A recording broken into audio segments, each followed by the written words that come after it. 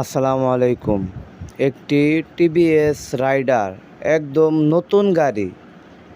গাড়ি মাত্র genuine 800 kilo চলা, একদম নতুন গাড়ি।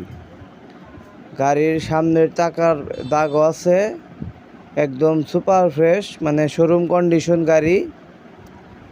গাড়িতে কোনো দাগ নাই, স্ক্র্যাচ নাই।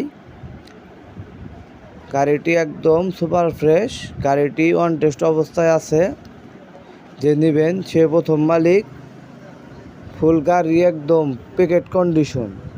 গাড়ির দাম মাত্র 1,50,000 টাকা। কেউ নিতে ইচ্ছুক থাকলে যোগাযোগ করবেন জান্নাত মোটরস টাঙ্গাইলে।